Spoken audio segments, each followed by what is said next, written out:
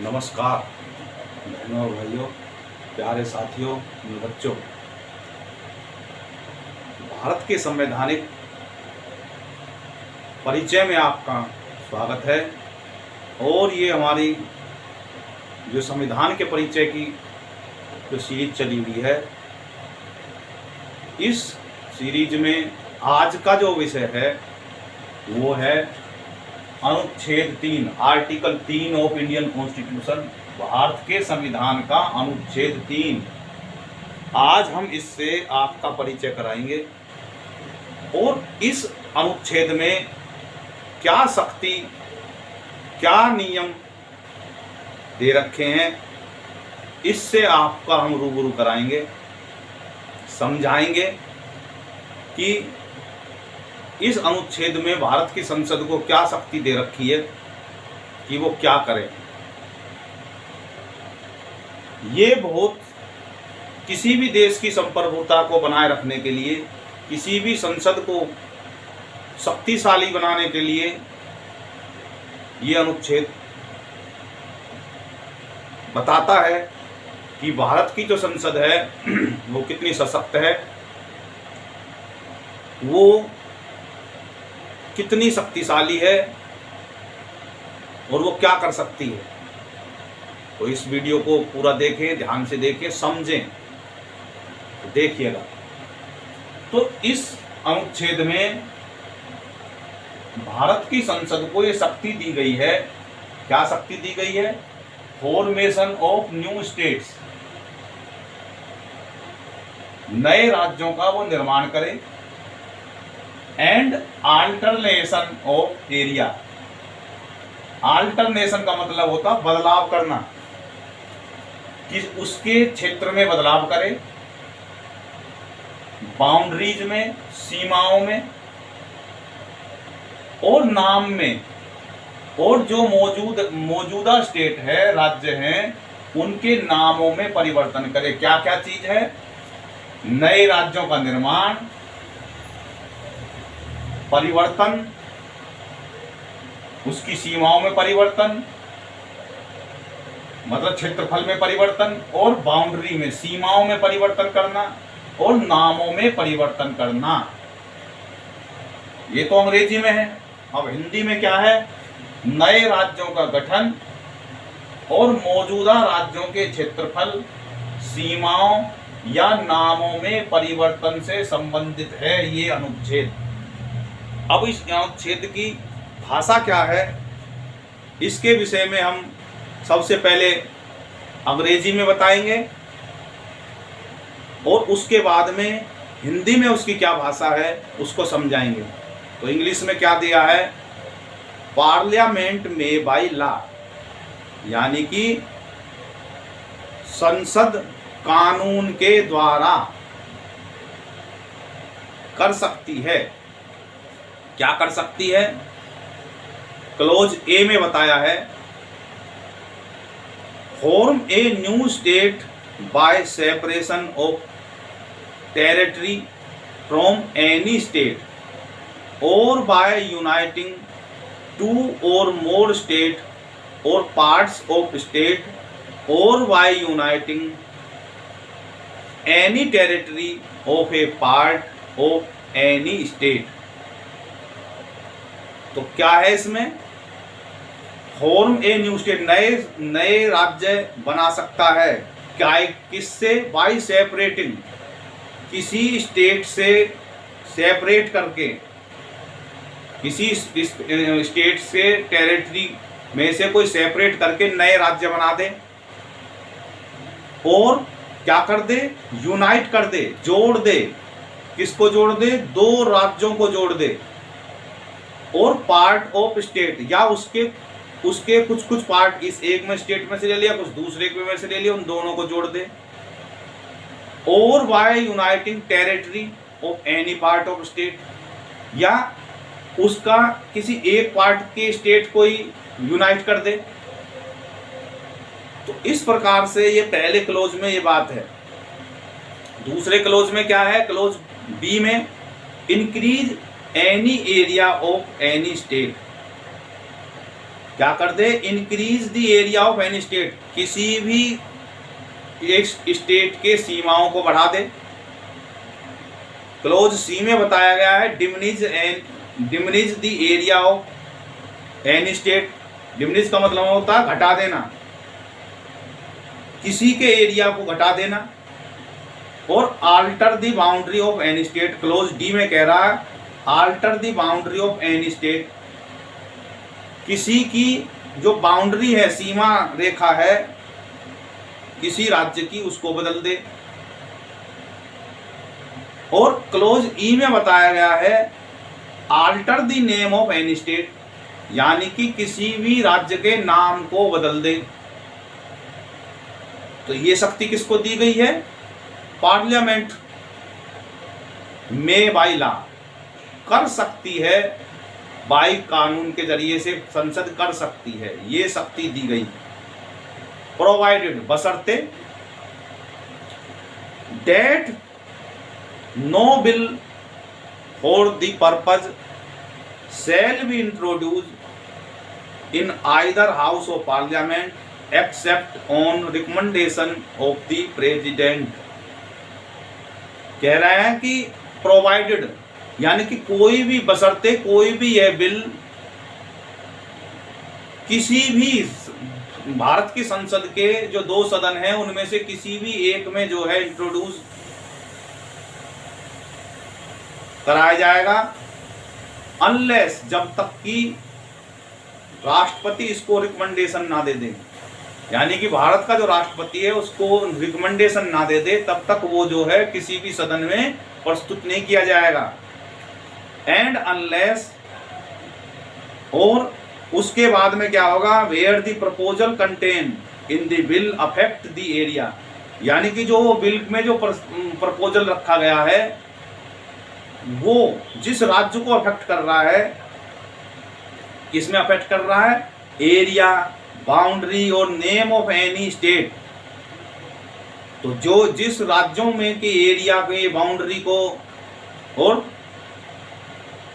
Name को affect कर रहा है, the bill has been referred to by the president, यानी कि वो राष्ट्रपति के द्वारा उस राज्य को रेफर किया जाएगा, लेजिस्लेचर ऑफ द स्टेट, उस राज्य की विधानसभा को वो जो है भेजा जाएगा। फॉर एक्सप्रेसिंग इट्स व्यू, उसके राय जानने के लिए भेजा जाएगा। Their own with in such a period, उसमें एक टाइम बाउंड पीरियड दिया हुआ देखें, मे बी स्पेसिफाई, उसमें स्पेसिफाई किया होगा।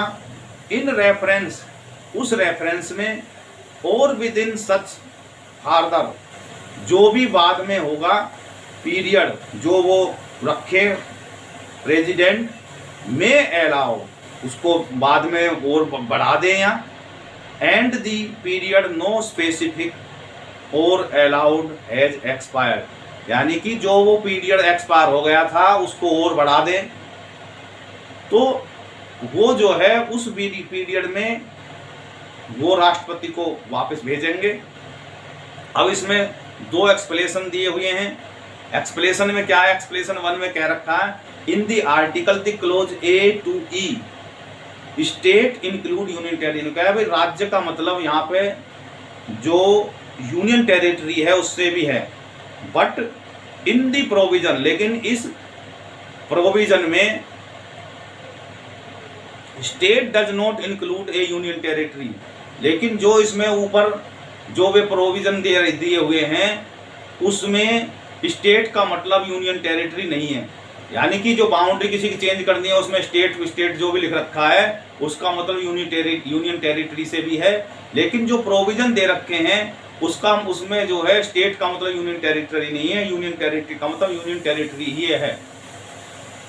अगला एक्सप्लेनेशन 2 में दे रखा है, the power confirm by the on the parliament clause A include the power for new state और union territory by uniting a part of any state और union territory to any other state of union territory. वो कह रहा है कि ये जो इस क्लोज 1 में जो है ये पावर कन्फर्म करता है पार्लियामेंट की काय की पावर कंफर्म कर रहा है कि न्यू स्टेट की नए और यूनियन टेरिटरी को by uniting any part of state और union territory and other state and union territory. कह रहे हैं कि मतलब ये जो है उसकी पार्लियामेंट की पावर को दर्शाता है कि वो किसी नए राज्य को बनाए या किसी भी जो स्टेट और टेरिटरी को कंबाइन कर ले। दो तरह की पावर दे रहा है कि भाई दो राज्यों को जोड़ने की, मर्ज करने की और नए राज्यों को बनाने की। तो ये दो पावर दे रहा है ये अनुच्छेद जो है। अब हम इसके हिंदी वाले में उसमें पोर्शन में जाते हैं। और संसद में जब ये जो बन रही थी कानून जो है, ये संविधान बन रहा था, उस दौरान जो डिबेट हुई वो क्या था, क्या मसौदा आया, कैसे उसमें थोड़ा जो लोगों ने उस पर अपनी राय दी और अंत में क्या जो है कॉन्स्टिट्यूशन का जो आर्टिकल बन के आया, इस पे भी हम चर्चा करेंगे। और इस पे बेस पे जो लीडिंग केसेज हैं एक दो, उन पे भी चर्चा करेंगे। और ये क्या शक्ति देता है, आज के इसके एग्जाम्पल कितने हो चुके हैं, इसके बारे में भी हम चर्चा करेंगे। तो अब हम जो है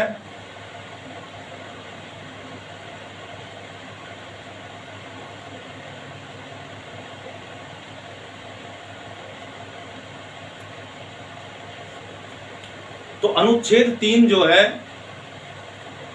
काफी अहम है भारत की संसद की संप्रभुता को दर्शाने के लिए कि यह भारत की संसद की आंतरिक, भारत की जो संसद को भारत की आंतरिक सीमा, जो राजनीतिक सीमाओं को पुनर्गठित करने का अधिकार देता है।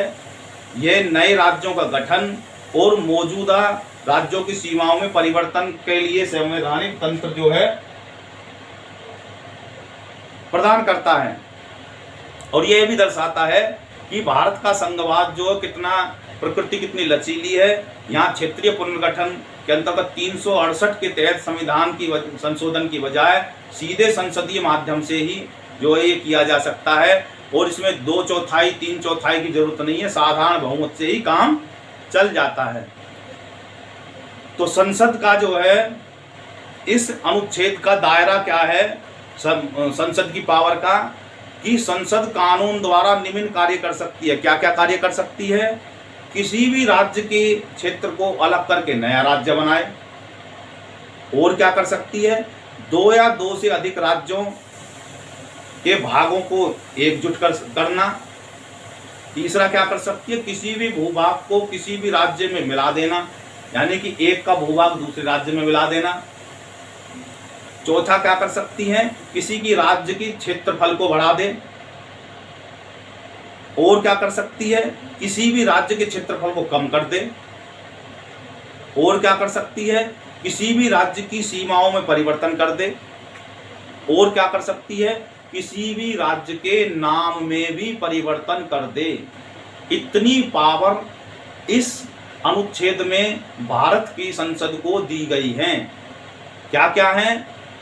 नए राज्य को बना दे, यानी कि एक राज्य के एक क्षेत्र को अलग करके नया राज्य बना दे। 2 राज्यों को मर्ज करके एक राज्य बना दे। किसी की राज्य की क्षेत्रफल को बढ़ा दे। और किसी की राज्य के क्षेत्रफल को दूसरे भाग में मर्ज कर दे। क्षेत्रफल को कम कर दे। सीमाओं को बढ़ा दे या घटा दे, परिवर्तन कर दे। और किसी भी राज्य का नाम भी परिवर्तन कर दे। अब प्रक्रिया क्या है? इसके लिए करना क्या होगा? तो सबसे पहले तो है इनमें प्रक्रिया होती है, एक विधेयक बनाना होगा और विधेयक का परिचय कराना होगा, कायम में करवाना होगा संसद में। पुनर्गठन संबंधी विधेयक संसद के किसी भी सदन में पेश किया जा सकता है और इसके लिए राष्ट्रपति से की सिफारिश पर ही लागू किया जा सकता है। दूसरा चरण में क्या होगा कि राज्य के विधानमंडल को संदर्भ भेजा जाएगा। दूसरा चरण क्या होगा कि भाई संसद में इंट्रोड्यूस कर दिया राष्ट्रपति की अनुमति से, और उसके बाद में क्या होगा, रेफर किया जाएगा वो दूसरे चरण में राज्यों को, कौन से राज्य के विधानमंडलों को जो इससे अफेक्टेड हैं, कि भाई किसी की सीमा में परिवर्तन हो रहा है, किसी के नाम में हो रहा है, किसी की एक सीमा दूसरे में जा रही है, दूसरे की मर्ज हो रही है, तो उन राज्यों को जो है विधेयक को पेश करने से पहले राष्ट्रपति संबंधित राज्य के विधानमंडल को विचार व्यक्त करने के लिए भेजते हैं, और राज्य विधानमंडल को राष्ट्रपति द्वारा निर्धारित समय में भीतर जवाब देना होगा। दूसरा चरण है, यानी कि बिल को विधानमंडल में विचार के लिए भेजते हैं विधेयक को पेश करने से पहले तो परमिशन मिल गई, बाद में वहां से रेफरेंस जाएगा राष्ट्रपति के लिए, और राष्ट्रपति में उसमें टाइम बाउंड कर देगा कि भाई इतने दिन के भीतर तुमने हमें अपनी रिकमेंडेशन देनी है। तो अब क्या है, जो वो राय देगा उसका स्वरूप का क्या महत्व होगा। भाई कोई राज्य को रिकमेंडेशन भेजिए तो कुछ राय तो देगा, और उस राय की क्या वैल्यू होगी इस अनुच्छेद के अनुसार वो भी समझो। तीसरे चरण में क्या होगा, राज्य के विधानमंडल अपनी सलाहकारी जो है राय, वो उसकी राय जो सलाहकारी है, बाध्यकारी नहीं है कि भाई वो कह दी राज्यों ने तो उस पर संसद बाध्यकारी है, नहीं।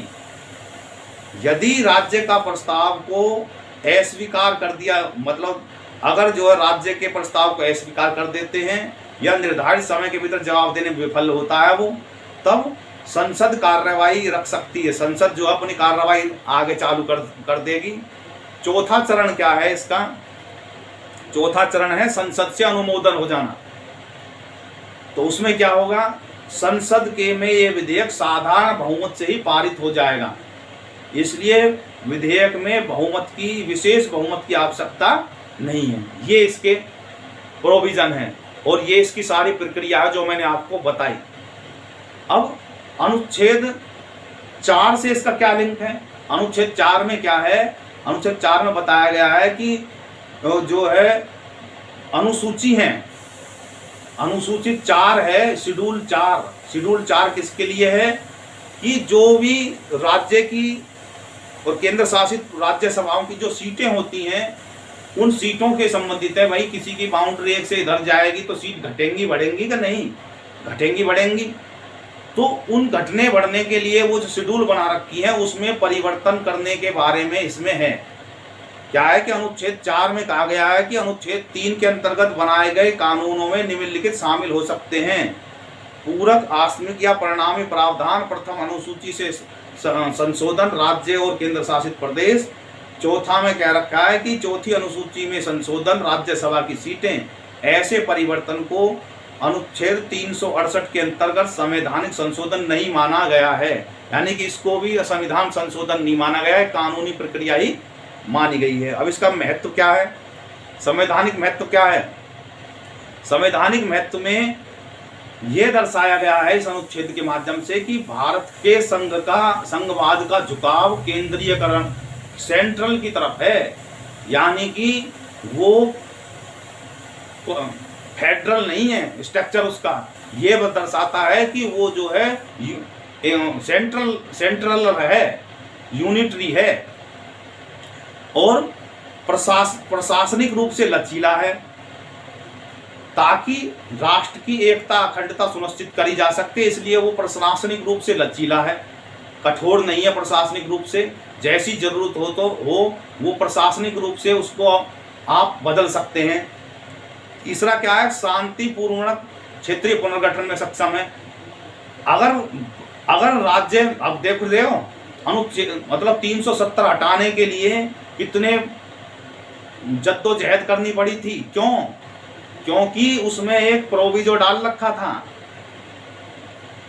कि उस राज्य से प्रस्ताव पास 2/3 बहुमत से पास होके आएगा, तभी हम जो है उसके राज्य के बारे में, उसकी सीमाओं के बारे में हम परिवर्तन कर सकते हैं, उसकी सीमाओं से घटा बढ़ा सकते हैं बताओ।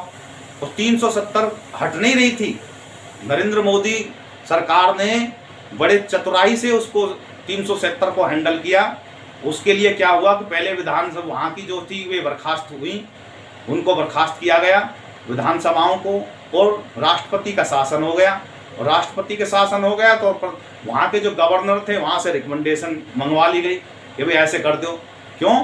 उस समय में जो क्या, जब विधानसभा ही नहीं है, जब वहाँ पे मौजूदा विधानसभा ही नहीं है, सदस्य ही नहीं है, उनको खत्म कर दिया, बर्खास्त कर दिया, तो वहाँ से प्रस्ताव मंगा लिया गया। तो संवैधानिक रूप से वो पूरी होगी प्रक्रिया, उसके बाद वो उन्होंने खेल कर दिया सारा। तो भाई ऐसे ऐसे नियम डालने से क्या होता है, कठोरता आती है, लचीलापन खत्म हो जाता है। अब बताओ कितनी बड़ी समस्या थी, उसको परिवर्तन ही नहीं कर पा रहा था केंद्र, है। तो ऐसे ऐसे प्रोविजन इसमें, जब मैं संसद में बहस की बात आएगी तो बहुत से महारथी थे जो ऐसा ही चाहते थे, जो बाद में जो है बड़ी चतुराई से उसको सुलझा के ऐसा मौजूदा हमारे जो मौजूदा संविधान का ये अनुच्छेद है, ये हमारे सामने जो आया है बड़ी जद्दोजहद से आया है। ऐसे नहीं है, बहुत से धुरंधर वहाँ बैठे हुए थे कॉन्स्टिट्यूएंट असेंबली में, कह रहे थे जो वे मूछ पहनाए बैठे थे कि हम तो जो है आराम से राज्यों का परिवर्तन करा देंगे, प्रस्ताव राज्यों से बन के आएगा, है। उन्होंने यही शुरुआत मतलब कोशिश कर रहे थे कि ऐसा प्रस्ताव राज्यों की तरफ से आए कि भाई हमारे इसमें ऐसे ऐसे परिवर्तन कर दो। तो खैर वो आगे हम बताएंगे। और उसके आगे उदाहरण क्या है कि शांतिपूर्ण तरीके से पुनर्गठन करने में सक्षम बनाता है, इसका संवैधानिक महत्व है। उदाहरण क्या हुए, 1953 में राज्य पुनर्गठन हुआ, सबसे पहला आंध्र प्रदेश बना भाषा के आधार पे, उसमें ये प्रयोग हुआ। उसके बाद में 1956 में राज्य पुनर्गठन अधिनियम आया, जो आयोग बना था। 1953 के बाद में एक आयोग बना था, उसके 55 के आयोग के अनुसार। उसके बाद में 2000 में छत्तीसगढ़, झारखंड और उत्तराखंड का गठन हुआ।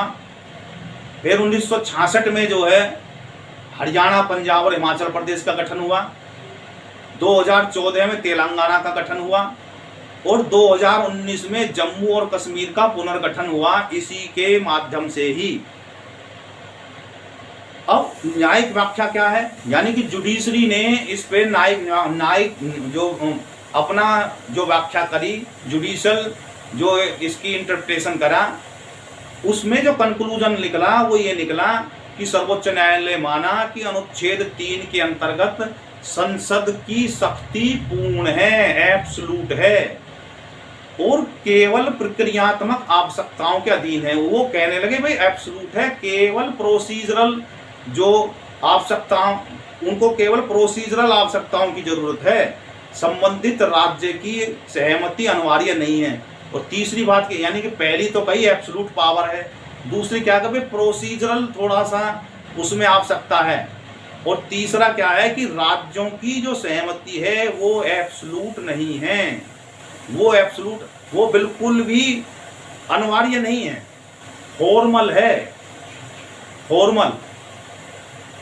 तो इसमें निष्कर्ष क्या निकलता है इस अनुच्छेद का कि अनुच्छेद 3 भारत की संसद की आंतरिक सीमाओं को परिवर्तित और निर्धारित करने की व्यापक अधिकार प्रदान करता है। यह लचीला और प्रशासनिक दक्षता बनाए रखने के लिए भारतीय संघवाद को और मजबूत करता है, केंद्रित विशेषताओं को रेखांकित करता है। तो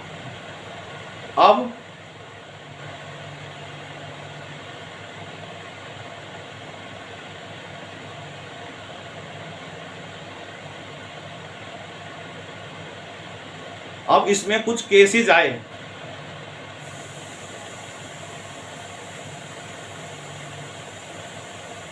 सबसे पहला केस आया बाबूलाल बनाम मुंबई राज्य, बाबूलाल पराते वर्सेस मुंबई राज्य 1960 में। फैक्ट क्या थे, 1956 में जो पुनर्गठन अधिनियम था उसमें महाराष्ट्र और गुजरात को गठन को चुनौती दी गई। निर्णय क्या हुआ, निर्णय हुआ कि न्यायालय ने अनुच्छेद 3 की वैधता को बरकरार रखते हुए कहा कि अनुच्छेद 3 के अंतर्गत प्रक्रिया संघीय सिद्धांतों का उल्लंघन नहीं करती, और न्यायालय ने यह निर्णय दिया कि भारत संप्रभु राज्यों का संघ नहीं है, उन्होंने कहा कि भारत जो है जो संप्रभु राज्य हैं उनका संघ नहीं है, भारत जो है यूनियन ऑफ स्टेट है, संघों का राज्य है, ना कि संप्रभु संघों का राज्य है। और राज्यों को पुनर्गठन में संसद सर्वोच्च है। 3 बात कही। सबसे पहले तो कही कि कॉन्स्टिट्यूशनल वैलिडिटी बिल्कुल सही है, अनुच्छेद 3 की अनकॉन्स्टिट्यूशनल नहीं है। संघात्मक की जो मर्यादा का आप बता रहे हो वो इसमें नहीं आती। दूसरा बताया कि भारत का जो संघ है वे संप्रभु नहीं है। तीसरा कि संसद सर्वोच्च है, पुनर्गठन करने में संसद सर्वोच्च है। अगला केस आया बैरूवारी का भी आया 1960 में, इनरी बैरूवारी। तो उसमें क्या था, उसमें 3 बातें आई। तो पहली बात तो राष्ट्रपति ने रेफरेंस के जरिए भेजा अब कि भाई आप हमको बताइए कि संविधान क्या कह रहा है। 3 बातें ये थी कि भाई आप ये बताइए कि भारत का संविधान इन मामलों में क्या कहता है। मामले क्या थे कि अगर किसी इंटरनेशनल कोई करार को हमने जो है उसको एग्जीक्यूट करना है तो भारत का संविधान क्या कहता है। अगर हमें एक सीमा दूसरे राज्य को करार के माध्यम से देनी है तो क्या कहता है। दूसरा, क्या अनुच्छेद 3 के माध्यम से हम अपने राज्य की बाउंड्री दूसरे देश को दे सकते हैं या नहीं दे सकते। अनुच्छेद 3 इसमें क्या कहता है। और क्या ये साधारण संवैधानिक प्रक्रिया के तरीके हो जाएगा या इसमें संविधान संशोधन करने की जरूरत पड़ेगी। तो सुप्रीम कोर्ट ने कहा इस केस में कि भाई भारत की संसद जो है वो सुप्रीम है, लेकिन वो सुप्रीम जो है वो भारत के इंटरनल राज्य क्षेत्र को एक दूसरे से ट्रांसफर करने में है। किसी दूसरे देश को देने के लिए भारत का संविधान जो है उसको परमिशन नहीं देता। इसके लिए अनुच्छेद 368 के माध्यम से उसको एक संविधान संशोधन करना पड़ेगा इस काम के लिए। और ये साधारण प्रक्रियात्मक जो 368 के माध्यम से है उससे ही हो जाएगी। लेकिन अगर जो है जैसे उन्होंने कहा कि हम जो है ये जो हमारी जो सीमा है उसको हम संशोधित कर रहे हैं और वो हिस्सा जो हमें देना है वो जो है दूसरे देश को करार के माध्यम से पहले ही मिल चुका था। तो उन्होंने कहा ठीक है कि आप जो है उसको जो भी आप ये कर रहे हैं इसके ये जो है सीमाओं का जो है संशोधन जो कर रहे हैं वो उसमें आप करने में सक्षम हैं, लेकिन इसके लिए आपको संविधान का संशोधन करना पड़ेगा। तो ये बात उसमें निकल के आई। अगला केस है मंगल सिंह बनाम भारत संघ 1967 में। वो था पंजाब पुनर्गठन के मामले में 1966 की वैधता को चुनौती दी गई। निर्णय हुआ कि न्यायालय ने पुनः पुष्टि करी कि अनुच्छेद 3 के अंतर्गत संसद को राज्य के पुनर्गठन करने का पूर्ण शक्ति प्राप्त है। एकमात्र प्रक्रियात्मक उपाय जो है विधेयक को राज्य मंडल को संदर्भित करने की आवश्यकता है, लेकिन संसद उसकी राय के लिए बाध्य नहीं है। तो इसमें 3 बातें आई। उन्होंने कहा कि पहले में तो ये बताया संसद सुप्रीम है इस काम के लिए। दूसरा क्या है कि प्रक्रियात्मक है कि राज्यों को भेजना और उनकी राय जानना। तीसरी बात कही कि उस राय के लिए संसद बाध्य नहीं है, माने ना माने। अगला केस आया कुलदीप नैयर बनाम भारत संघ AIR 2006 सुप्रीम कोर्ट पृष्ठ 31-27। तो उसमें क्या हुआ, हालांकि यह केस मुख्य रूप से राज्यसभा में प्रतिनिधित्व से संबंधित था, लेकिन इसमें संबंधित जो है भारतीय संविधान को अर्थसंघीय बताया। उन्होंने कहा भाई भारत का संविधान क्वासी फेडरल है। अनुच्छेद 3 राज्यों की सीमाओं के क्षेत्र पर प्रमुख रूप से शक्ति प्रदान करती है। अगला केस आया पश्चिम बंगाल बनाम भारत संघ AIR 1963 सुप्रीम कोर्ट पृष्ठ 1241। 1241 निर्णय हुआ सीमाओं में परिवर्तन के लिए राज्यों की सहमति आवश्यक नहीं है। उन्होंने कहा भाई सीमाओं में परिवर्तन करने के राज्य की सहमति की आवश्यकता नहीं है, संघीय सर्वोच्च सिद्धांत लागू होता है और केंद्र सरकार प्रक्रिया का पालन करने के लिए राज्यों को एक तरफा पुनर्गठन कर सकती है। ने कहा भाई पालन करने, प्रक्रिया का पालन करने के बाद में एक तरफा कर सकती है भाई।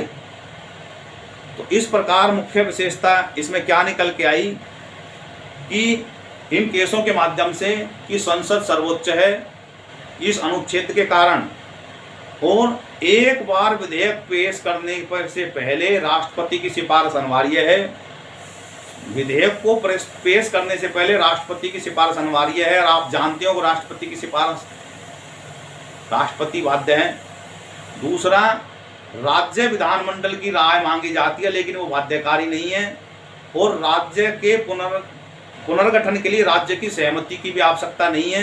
पुनर्गठन अधिनियम संवैधानिक नहीं है यदि वह अनुच्छेद 3 की प्रक्रिया का अनुपालन नहीं करता। क्या कि राज्य पुनर्गठन अधिनियम असंवैधानिक नहीं है यदि वह अनुच्छेद 3 की प्रक्रिया का पालन करता है, तो अगर प्रक्रिया का पालन करता तो अनकॉन्स्टिट्यूशनल नहीं है। तो इस प्रकार से हमने देखा कि 1956 में भाषा के आधार पर पुनर्गठन अधिनियम बना, फिर झारखंड अधिनियम 2000 बना, बिहार पुनर्गठन अधिनियम, फिर उत्तर प्रदेश पुनर्गठन अधिनियम, उत्तराखंड का निर्माण हुआ 2000 में ही, और 2014 में आंध्र प्रदेश पुनर्गठन अधिनियम हुआ, तेलंगाना बना, और 2000 में ही फिर छत्तीसगढ़ जो बना मध्य प्रदेश पुनर्गठन अधिनियम था। इस प्रकार से इनका कई बार उपयोग हो चुके। और अब बात करते हैं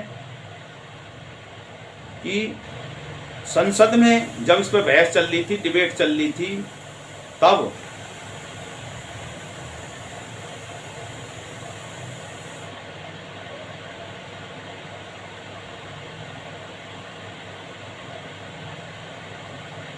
उस चर्चा के दौरान क्या बात आई निकल के,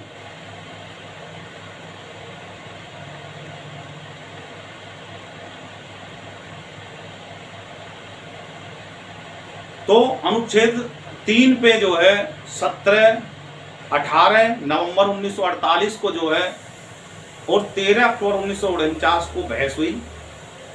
इसमें नए संसद को नए राज्यों के गठन और मौजूदा राज्यों के परिवर्तन के संबंध में कानून बनाने का अधिकार दिया गया था, उस पर बहस हुई। तो उस बहस के दौरान एक सदस्य ने कहा कि दृढ़ता से कहा कि विश्वास किया कि यह कि किसी मौजूदा राज्य को बदलने का प्रस्ताव संबंधित राज्य मंडल से उत्पन्न होना चाहिए। उन्होंने कहा कि भाई किसी भी जो है राज्य के विधान के मौजूदा परिवर्तन हो रहा राज्य में, तो यह जो इनिशिएट राज्य के विधानमंडल से होना चाहिए। राज्य विधानमंडल और एक राज्य में रहने वाले लोगों से परामर्श किया जाना चाहिए, और उसमें जो है जनमत संग्रह यानी कि बात करने लगेंगे और इस निर्णय में शामिल होना चाहिए।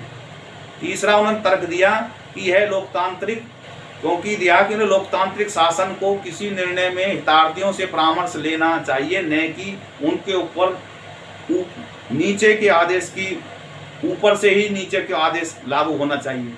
उन्होंने कहा कि भाई भारत एक लोकतांत्रिक शासन बनने वाला है, तो हमें लोकतंत्र की जनता की डिमांड के हिसाब से काम करना चाहिए, और ये तो इनिशिएट जो है विधानसभाओं से होना चाहिए, और वो भी वहाँ की जनमत संग्रह के बाद में है।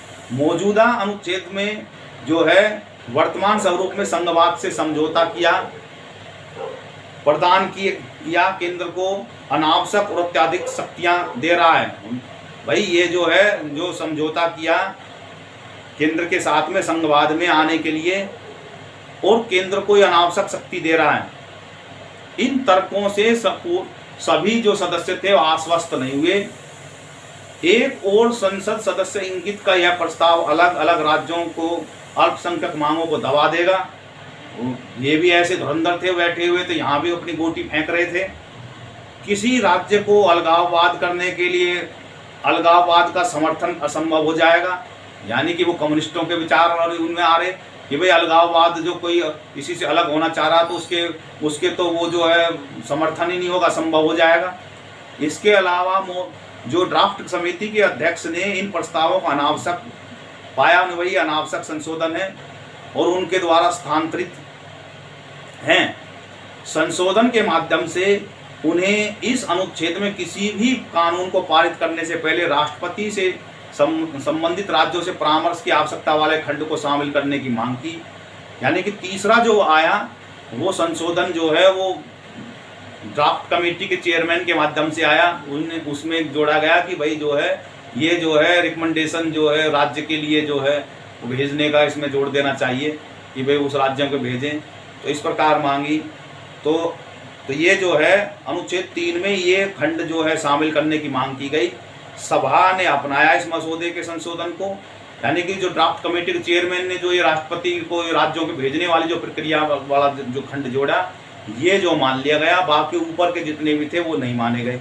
तो इस प्रकार से जो है जो उसका स्वरूप बना अनुच्छेद का, वो इस प्रकार से बना कि संसद कानून द्वारा कर सकती है, क्या कर सकती है, किसी राज्य के राज्य क्षेत्र का पृथक्करण 2 या अधिक राज्यों या राज्यों के भागों को एक करके या किसी राज्य क्षेत्र को किसी राज्य के भाग में कम से कम भाग में एक करके नया राज्य बनाए।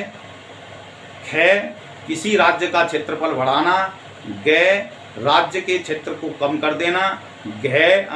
अनुच्छेद में जो सब क्लोज है, किसी राज्य की सीमाओं में परिवर्तन करना। और अड़े में बताया गया है कि किसी राज्य का नाम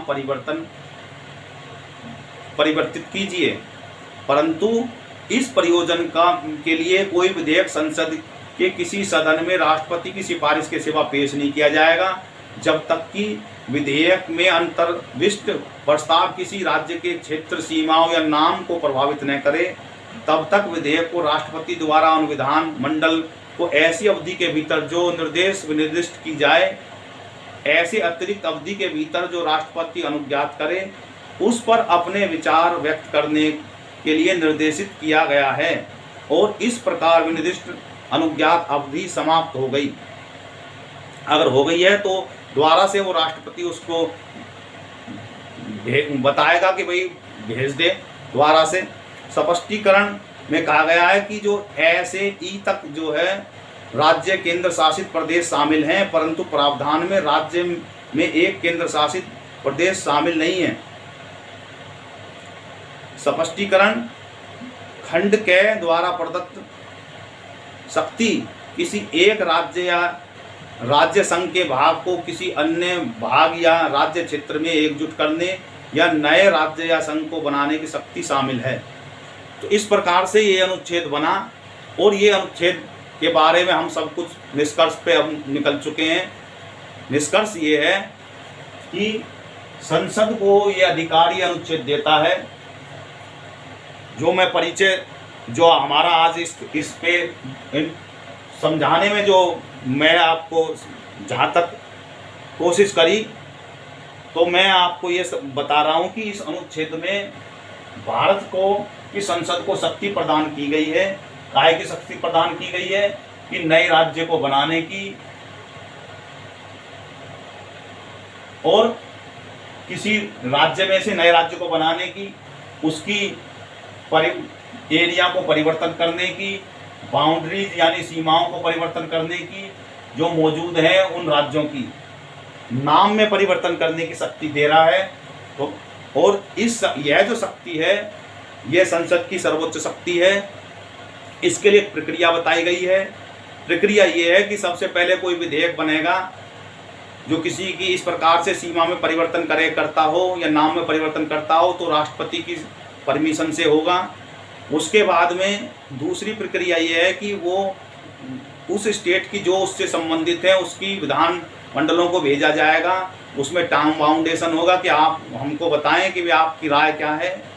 उनकी राय जो भी आए उस समय के भीतर, उसके बाद में वो राष्ट्रपति द्वारा भी उसकी सीमा उसको जो है टाइम को बढ़ा सकता है या दोबारा भेज दे।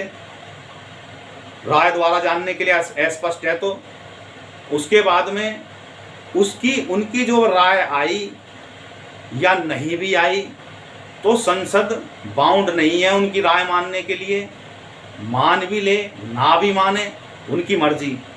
तो ये सुप्रीमता दे रखी है संसद को और वो नए राज्य बनाए। भारत की सर्वोच्च न्यायालय ने भी इसको पाया कि ये अनकॉन्स्टिट्यूशनल नहीं है, इसमें केंद्र का कोई संघवाद में कोई विरोध नहीं है। और क्योंकि भारत का जो संघवाद है वो सुप्रीम नहीं है, जो राज्य जो संघ में जो शामिल राज्य हैं वो सुप्रीम नहीं है, केंद्र की जो सरकार है वो सुप्रीम है ऐसे मामलों में। और इसमें जो प्रक्रिया अपनाई जाएगी वो साधारण बहुमत की अपनाई जाएगी और इस प्रकार से नए राज्यों का पुनर्गठन हो सकता है। तो इसमें इतनी ही बात है। अगले जो है वीडियो में हम अगला विषय लेके आएंगे। इस वीडियो में इतना ही। आप इस वीडियो को समझें और जो मैंने जो बात बताई समझने की कोशिश करें। अगर आप मेरी बात को समझ गए होंगे तो आपको भविष्य में इस अनुच्छेद के बारे में कोई दिक्कत नहीं होगी। इस वीडियो में इतना ही। भारत माता की जय। जय हिंद, जय भारत।